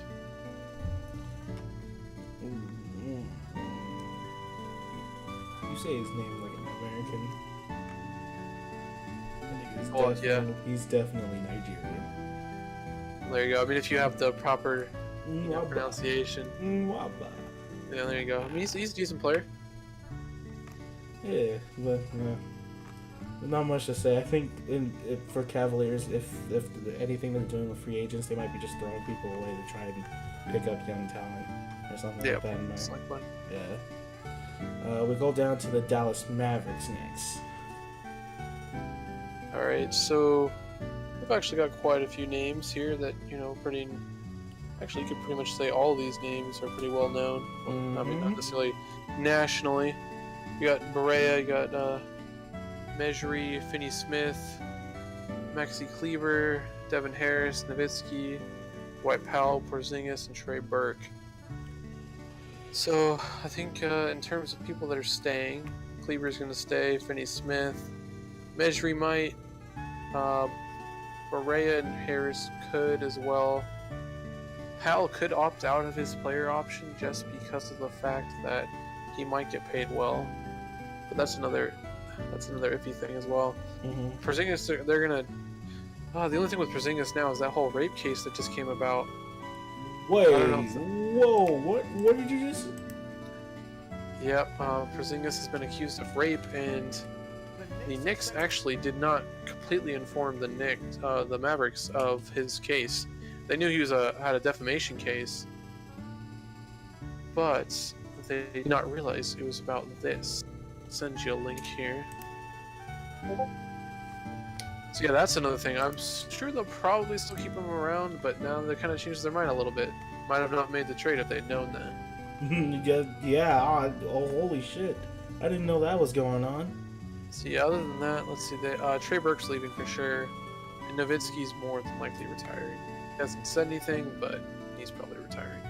I would say he'd play one more season and then retire. I don't know. The way he's been playing, I just don't really see any point. Yeah. And everyone's basically been thanking him and saying, congrats on a great career. Yeah, he's probably retiring. Okay, we'll go down to the Denver Nuggets, which I see 2-3 big names that are up for free agency. Yeah, so let's see, you got Paul Millsap here with a team option. That's that's some decent chunk of change that they got going there. They got to think about next year with all the players they're gonna have to pay. Especially Jamal Murray. So that one, I don't know. They could easily let Millsap go, but I think he's also a great fit for their teams. I wouldn't be surprised if they keep him around. Trey Lyles, I feel like that's a player they could let go just because he might get paid. And Isaiah Thomas, if he wants to stick around for not much money again, I'm sure they'll keep him. But if he's trying to get a better role or some more money, he'll go elsewhere. I feel like Isaiah Thomas is actually very happy where he's at, because Denver Nuggets have been pretty successful, and I'd say he's had a big hand in that. So why leave all that? Yeah, I mean, no, he's been decent, but you got to remember he's only played 10 games, and he's been out of the rotation recently. Let's see. In terms of the last 5 games, if you look at his last stats, yeah, he has not played much recently. Ooh. There's been a big gap. So he did play today, 10 minutes because they got blown out. But prior to that, the last time he played was the 18th, and he only played 7 minutes then. And then there was another 10 days before that on the 8th against the Warriors as well. But he's been out of the rotation, so that's why I'm curious to see if he'd actually stay or not next year. I feel like he'll stay. But If they drop some other people, Or if they're gonna end up dropping some of these other guys, I feel like they're gonna try and keep him. Yeah, I mean, if they trade some of their depth away, I mean, I could easily see them keeping him as a backup point guard. Backup point guard, that would be helpful. Let's go to the Pistons, though. I see one name. Yeah, in terms of the Pistons, these are a lot of scrubs, as you could say. Yeah, that's what I was gonna say. And a lot of just like older veteran players. Let's see, like you got Ish Smith, Calderon, Zaza, oh god, and Wayne Ellington and Glenn Robinson. Those are all some veteran names. None really all that much worth diving into. Wayne Ellington's been a pretty good 3-and-D type of guy recently. Ish Smith and Calderon can handle the point for you for a little bit. Zaza doesn't really do too much anymore. No.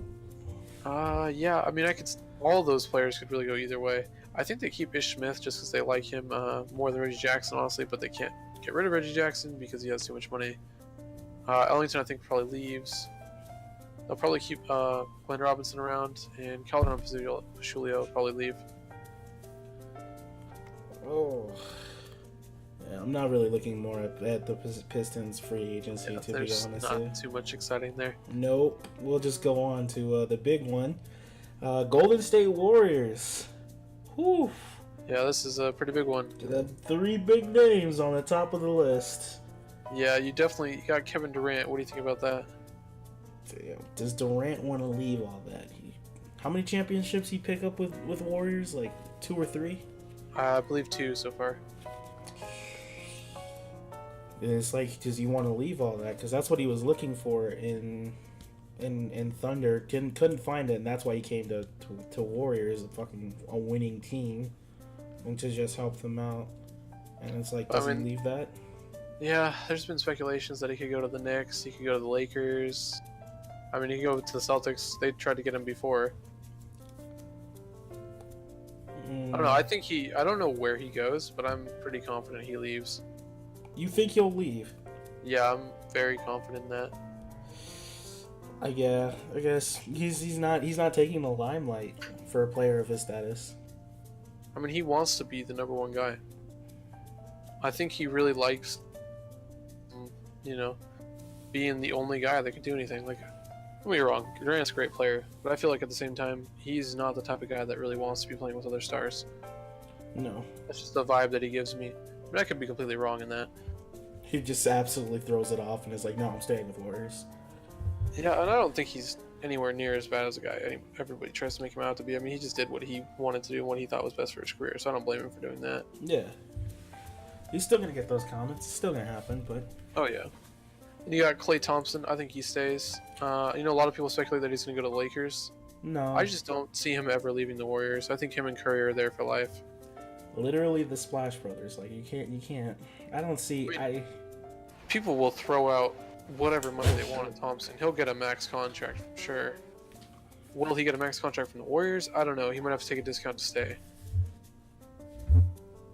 Then you're talking about Boogie. Boogie's gonna leave for sure. Not even a question there. Wow. You think he'll just like that? Well, yeah. I mean, all his goal was this year was just hopefully win a championship, build his value back up after that Achilles injury. Ah. So I mean, I don't see him. I mean, he only signed for what, veterans minimum, like $5 million roughly. It wasn't full veterans minimum. It was like the one of the exception bonuses that he signed for. It was either mid-level or biannual. Yeah. Okay. Then you got some other bench names. I mean. Yeah, big bench names or whatever. You got Quinn Cook, Urebko, Looney, Bell, Damian Lee. They'll probably keep Lee and Bell since those are just rookie contracts. Mm-hmm. Looney, if he wants to stay cheap, he'll stay. Cook has, and Urebko could go or stay. Those are all those 3 names. It just depends on if they want to get paid and find bigger roles elsewhere. I see. I feel like those 3 will probably be let go, honestly. They're 2020 free agency. Oof. Anyway, we'll go to the Houston Rockets next now. And I see just about maybe 2, 3 names that are. I mean, we got some decent names here. Nothing crazy. These are all not any of the main players for the Rockets. No. You got Nene with a player option. I mean, he'll pick that up unless he decides to retire. Because I mean, nobody's gonna pay Nene a lot of money at this point. Nope. Gerald Green. I think the Rockets will probably bring him back cheap if he's okay with that. Daniel House, he's been pretty big for them, so they'll definitely try and re-sign him. And then I wouldn't be surprised if they try and Reed back as well, because he's been pretty good since they got him from the Nets. And I think they let go of Shumpert and Austin Rivers. I see him letting go of those two. They just seem like players that end up jumping around to me anyway. Yeah, I just don't think anybody really likes Austin Rivers all that much at this point. And Shumpert's a fine player as well, but he's never gonna get you over that next step. He's just a good bench player. Yep. Well, nothing else to say else about the Rockets, so we'll just move on to the Pacers. Pacers got some pretty solid names here. I mean, Yep. those first 6 names are all pretty important to their team currently.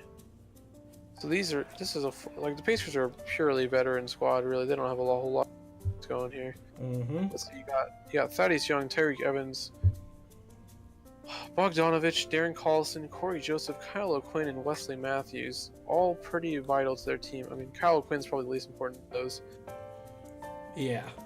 but they're pretty deep names. Oof. There goes my internet. Can't hear you anymore. God damn Discord and internet. I can't wait to upgrade this shit. Anyway. Hey, you want to say something? Yeah. All I was saying was just they have a lot of veteran players. Nothing too important. I'm sure you'll hear it in the recording anyway. Yeah. Hopefully. Yeah. So I could just repeat it again if you want me to. No, you good. It's all really just like you said. They're just veteran players. Do you want to stay or you want to go? Yeah. So I think in terms of who's staying, I think they keep Thaddeus Young. I think they keep Darren Collison, Corey Joseph, and Wesley Matthews. I think Bogdanovich will get paid by somebody. Evans they'll let go. Kyle O'Quinn I don't think they care too much about. Or just And the other two, I mean, who not cares? important. I agree. Okay, we'll just move on to the Clippers. But I agree. I fully agree on that because the only reason why any of those people would ever leave, like you said, because they're veterans, is just to lead a young squad or something like that. But Or get paid elsewhere. yeah, But none of those players are getting huge contracts. I mean, Bogdanovich is probably just getting the biggest out of those. yep. He could easily go to any team, really. All right. Let's see what the Clippers got going on here. I see couple of names. Nothing Yeah, too. some decent veterans again. Mm-hmm. So in terms of veterans, you got Temple, Michael Green. I'm gonna say that Beverly tries to find a more secure starting job. Mbamute, I think they'll probably keep around. Chandler leaves, Temple leaves, and I think Michael Green leaves as well. A lot of these players are going to end up leaving. I think Zubac will find a starting center job on some team, and I don't think it's going to be the Clippers. And the Clippers, all you got to remember, are also probably trying to get rid of a lot of money with these deals as well. So I can't really realistically see them paying anybody just a little bit above the veterans minimum. That's why I really only realistically see Mbamute coming back. Yeah, I guess. Then start rebuilding again with all of the new talent. Yeah, because they're trying to look at getting the Kyries. Okay, I see. I guess we'll go down the list. Oh, we have the Lakers now. And The Lakers is just purely veterans here. Yep. Most of these players are probably gone. You got Caldwell Pope, Chandler, Rondo, Stevenson, Scala, Caruso, Jonathan Williams, and Reggie Bullock. I mean, realistically, who are they actually going to keep here? I think honestly, a lot of these names, it just kind of depends on if they actually, get any of the players they're trying to get. Like, if they got a Kemba Walker or Kyrie Irving or Kevin Durant, most of these players probably don't come back. Yep. But if these players want to come back for veterans minimum, like if Chandler wants to come back and just play another quick season, they'll probably bring him back. I can't imagine most of these players want to just sit on the bench again. I don't think Caldwell Pope's going to stay at all. Nope. Rondo could come back. Stevenson could. McGee could. Muscala's gone. I was about to say, I felt like McGee would stay. Yeah, McGee might stay. It just really depends on what they bring in. Facts. So nothing too interesting from their free agents. Okay, so yeah, you read about that. Let's go to the Grizzlies here then. Grizzlies got some more veterans and a couple of guys. Mm-hmm. So they got they got Noah, Caspi, Valanciunas, Wright, Miles, and Dorsey. In terms of the players with player options, you got Valanciunas and CJ Miles. I'm sure both of those players accept those player options. They're not going to get any extra money. I wouldn't be surprised if Caspi's gone. He's gotten kind of kicked out of the rotation anyway. Yep. Noah, he's had kind of a revelation here with the Grizzlies. Proved to be bench big again, so they'll probably bring him back. Then you got two younger guys in Wright and Dorsey. I think they really like what they got with Wright, so they'll keep him for sure. And Dorsey's been playing pretty well with Mike Conley sitting out a couple of the past few games, so I wouldn't be surprised if they brought him back as well. So basically, you keep a lot of these guys and maybe throw away Caspi. I think so. And then, I mean, they have a lot of younger guys they could just get rid of easily. See, I see. Grizzlies keeping all the good stuff. All right, we'll go on to the Miami Heat. So the first one on the list that that obviously pops out that we can just obviously throw away is Dwayne Wade, who is obviously retiring. Yeah, and I wouldn't be shocked if Haslam retired with him as well. What do you think about Dragic and Whiteside? I don't think they get paid by anyone else. Considering they have player options, they're probably both opting in. I think the only name that's somewhat interesting, or could potentially do something, is Magruder. I mean, he's had some pretty decent, times with the Heat so far this year. Nothing crazy, but they'll probably bring him back as a bench player, unless somebody else wants to pay him. But I just don't see it happening. Yeah, he probably stays. Easy. I would say that's pretty easy to go through with the Miami Heat, but the next one is we can look at much more, which is the Milwaukee Bucks. Oh yeah, this one's very intriguing here. Mm-hmm. I mean, those 5 names are really important. You got Bledsoe, Middleton, Lopez, Brogdon, and Mirotic. So Middleton's obviously opting out of his player option because he could potentially be getting paid the max, because he is your ideal 3-and-D player in this modern NBA. Yeah. I mean, Middleton's the second man for Giannis. I know that the Bucks will try everything they can to keep Middleton, and I think that Bledsoe did get a contract extension, so he's actually not on there anymore. Just isn't updated yet?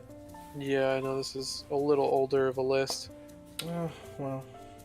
But that's alright. I think Lopez is most likely gone just because they figured out how to use him with Milwaukee as a stretch file, so I think he'll probably get paid by someone else. I think Mirotic leaves as well. And I think they'll find a way to keep Brogdon around. I see. Why do you think they get rid of, or would Mirotic leave?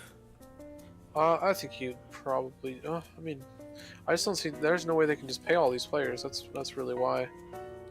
I don't see him taking a pay cut to stay there. Yeah, even if they were to win fucking the whole. I mean, maybe if they're to win at all, maybe some of these players change their mind and decide to take less money. But that's really just a big if at this point. I mean, the Bucks have never gotten past the second round in the past few years, so. This is the year. This is the year. It changes. Yeah, I mean, their fortunes could easily change.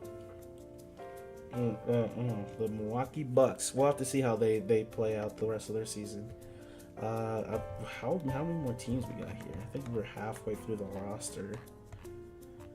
So we'll try to make this a little quicker. Yeah, we got some teams here.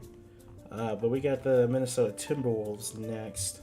Yeah, I'll just try and do quick run-throughs of all these players. So in terms of veterans, you got T, Gibson, Tolliver, Rose, Dang, and Bayless. Who's staying, who's going? Teague's going to opt in. Gibson's probably leaving at this point since his head coach got fired. Yep. Tolliver's leaving. Rose is probably leaving to get some more money. Deng's leaving as well because of the coach situation, and Bayless is nobody. I mean, he's been a decent veteran, somebody they're concerned about keeping.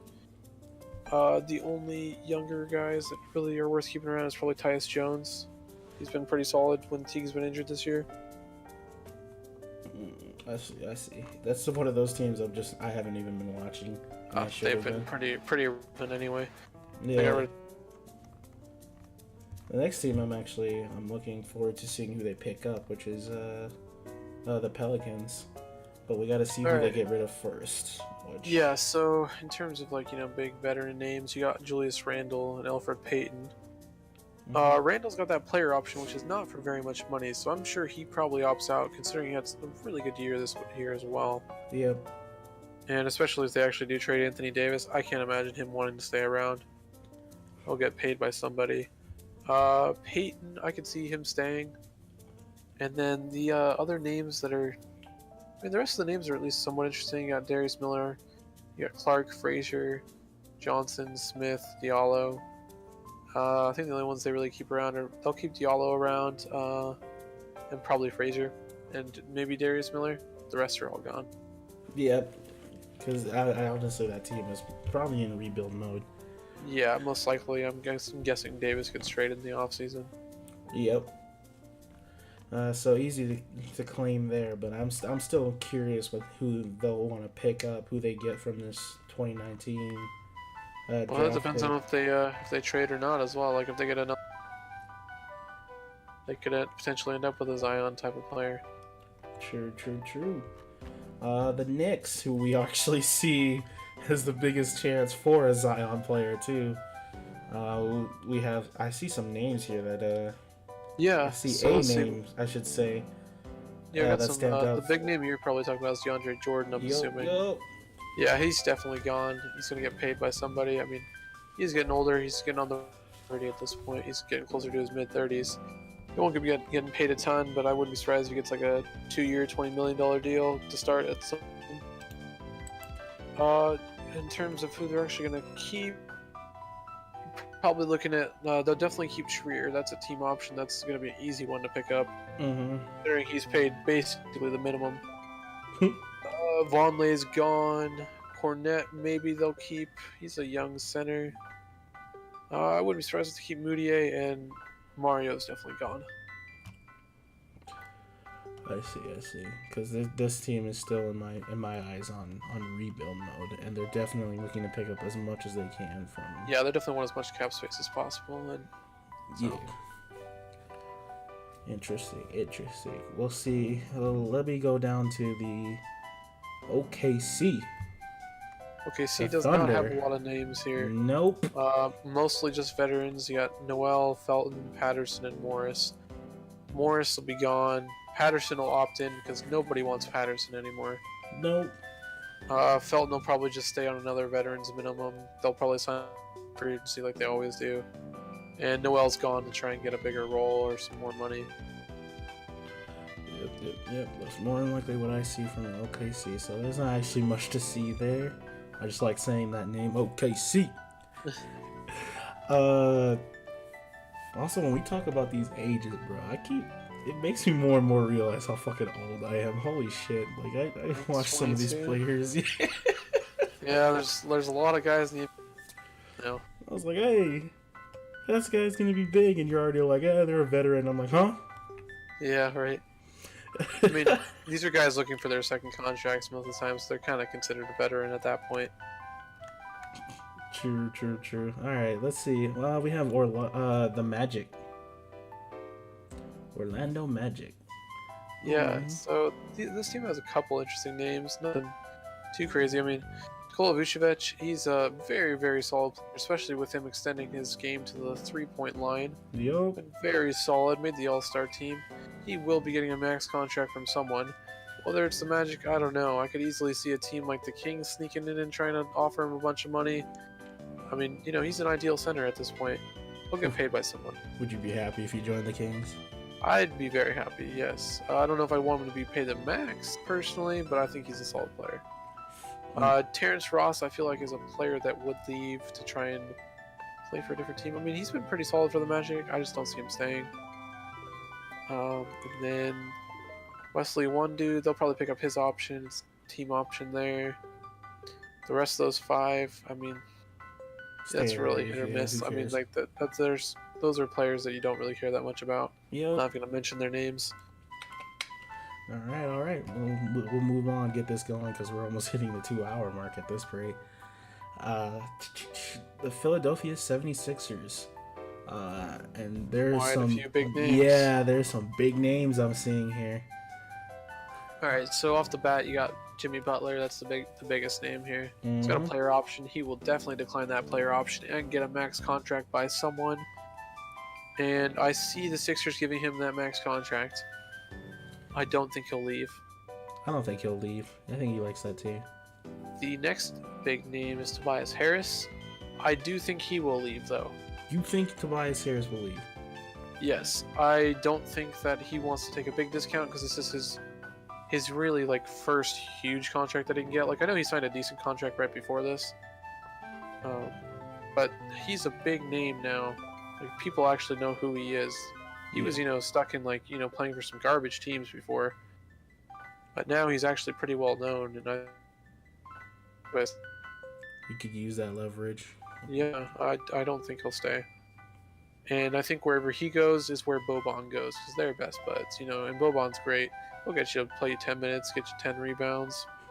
He just stands there, dunks the ball every 5 seconds, It's all good. He don't gotta do much. Yo.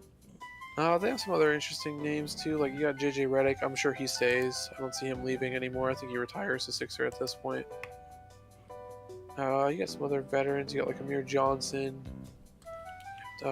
Mike Scott, James Ennis. Ennis probably opts in. I think Scott and Johnson. I think one of them will stay and one of them will go. I don't know who it'll be. But I don't. Other than those 3 big names, I don't think there's much. TJ McConnell will stay as a backup point, but I don't think they'll leave anytime soon. I feel you. But yeah, that is a pretty big free agents list. But honestly, a lot of those will probably end up staying. But yeah, a lot of potential turnover. Yeah, Redick is probably on his last. Yeah, I'm sure he'll sign another 2 or 3 year deal and probably be done after that. True. All right, we're almost done here. We got the Phoenix Suns. Yeah, so probably the biggest name on here is Kelly Oubre. Yep. Which, considering after the trade, he's been just amazing for them. I'm sure that they'll pay him. He'll stay. I can't see them letting him go at this point. But geez, I mean, the rest of these players are just not names you even want to hear anymore. Nope. I feel bad for Suns fans. But luckily, they'll have another top pick, so I mean, that's always good. I just, living in Arizona, it's always sad to see some of these Arizona teams. Just absolutely trash. Yeah, but you look at Tyler Johnson. He's got a huge contract. Nobody wants that man anymore. That's the reason why he got traded to the Suns. Rashawn Holmes, he'll definitely leave to get some money. He's a pretty solid bench big. Crawford, who even knows? He might not play again. He might be playing for the next 5 years. Who really knows with this guy? I don't really see how he keeps going, honestly. Yep.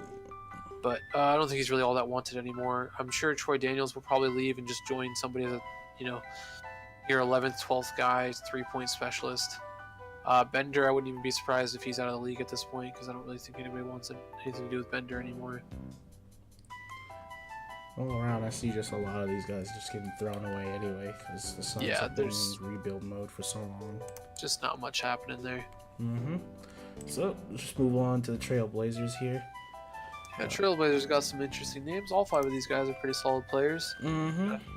Curry, Hood, Layman, and Cantor. I think Aminu stays around. I think they'll definitely give Layman a contract.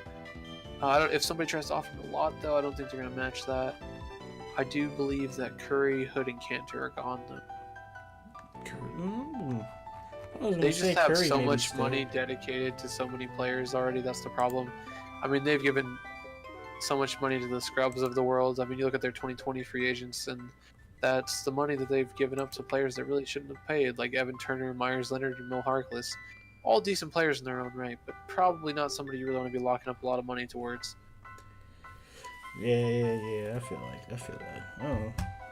I thought they would have kept someone like Curry, but I mean, they might. Don't get me wrong. I mean, this is just hypothetical. speculation. Yeah. We go down to your favorite team, the Sacramento Kings. Yeah, well, actually, like my next two favorite teams. Yeah, but the Yeah. Kings here. I hope they get rid of Willie Cauley-Stein. The man is an enigma. One game he'll get you 20 rebounds, and then the next game you're like, did he ever even play? And you're like, wow, he played 20 minutes and he had 5 rebounds. You're like, oh, that's a typical Willie Cauley-Stein stat line. You'll be able to hear my inner anger towards the Kings sometimes. Don't get me wrong, they've been exceeding expectations this year. But God, I cannot stand watching Willie Cauley-Stein.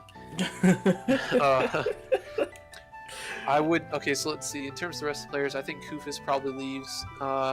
He's been a good veteran big, but I just don't see them keeping him. Alec Burks is almost for sure gone. Troy Williams, yeah, I'm pretty sure he's gone too. Harrison Barnes, I think, will opt out of his player deal and actually sign a larger contract for a little bit less money just to get some more guaranteed money. I believe he's getting a little over $20 million with this player option. I wouldn't be surprised if he signs like a 4-year, $60 million deal instead. Try to get a little bit more guaranteed money, or maybe like 470 type of deal. I can see that happening. Just all money movements, but the Willie Cauley-Stein should be thrown away for sure. Yeah, but I honestly would not be surprised if the Kings gave him like $20 million a year, and I'd be like, well, typical Kings move. But you know, in Vladdy we trust apparently. So in Vladdy we trust. I mean, they're about to win 40 games, so we'll see. Yeah. All right. Well, let's move on to the Spurs. Your second favorite. So there's not much to talk about here. They have, you know, a G League player in Ben Moore. You know, they could sign him to the 2A, I suppose. Got Pondexter and Cunningham. They're almost for sure gone. Pretty gay. That's the only one of any note here. I would think they would keep Rudy Gay around because they definitely like what he's brought. But if he wants to get paid, he will leave. I think they'll still stay though, more than likely. I feel like he'll stay. He's just been with them for so long. Yeah, he'll probably stay. All right, next, we got the Toronto Raptors. We got some huge names on this list. Yeah, all 5 of these names are pretty recognizable. Yeah. The biggest one is obviously Kawhi. No matter what, he will opt out of that player option, whether it's staying with Toronto or not. Kawhi is just such a hard player to read. Yep. Nobody knows if he actually likes it in Toronto or not. But knowing his, uncle manager situation, I'm sure he leaves Toronto. Toronto's not a huge market by any means. Nope. I don't think that necessarily means he goes to play for the Lakers. I think he goes and signs with the Clippers. That's what I see. Kawhi and Clippers. Yeah, but I don't think he wants to play with LeBron. No. I don't. I think they'd butt heads if they were on the same team, honestly. And then let's see, you got Marcus Sol. I'm sure he opts on that player option. I don't see why you wouldn't. Then you got Danny Green, Jeremy Lin, and Patrick McCaw. I'm sure McCaw's gone. I think Lin's probably gone too. Mm-hmm. And I'm thinking Green most likely stays. As much as I would love it if you returned to the Spurs as a Spurs fan, I just don't think that's going to happen at this point. Unfortunately. I see him staying in the Raptors too, honestly. Kawhi Leonard for the Clippers, huh? I kind of want to see that happen too. Yeah, I think Kawhi, mixed with Lou Williams, Montrezl Harrell, some Gallinari action too, I think it could be a pretty solid team. Yeah. And if they decide to keep anybody else or bring in an agent, and oh yeah, Shai Gilgeous-Alexander as well. Completely forgot him. He's been pretty solid too. There you go. We'll build a team, or maybe someone from the next draft. I'm not sure. We'll have to see. We're moving on to our last 2 teams here. So we have the Utah Jazz, and only really 2 names: pop out to me here as a casual. Yeah, I mean, there's not too much going on here. You got biggest names Rubio.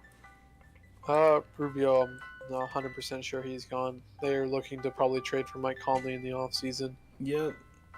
Then you got Cephalosha and Ekpe Udo. Cephalosha's gone. He's pretty much out of the rotation. I wouldn't be surprised if they keep Ekpe around. Not much to see here, but the Ricky Rubio one is the only one to, I guess, be noteworthy. But other than that, not really much he's to just look at. not the same anymore. Nope. And we got our final team, who I would have been a fan of like a long time ago, but Yeah, right, back in the day. Back when everybody believed in the Wizards. Yep. They just fired their team president today, actually. Did they really? Yeah, it's been with them since 2003. Rest in peace. Yeah. The Wizard King falls. Let's see. Wow, a lot of Big. this is a big mixture. I mean, this is basically their entire roster going to free agency, Yep. other than Beal and Wall, really. Wow. Let's see. I mean, just in terms of the guys they're probably going to keep. They'll probably keep Satoransky around, especially since Wall's going to be gone for most of the year again next year. Yep. They'll probably keep Thomas Bryant around as well. I know they've definitely liked what both of them have brought since Wall's been injured.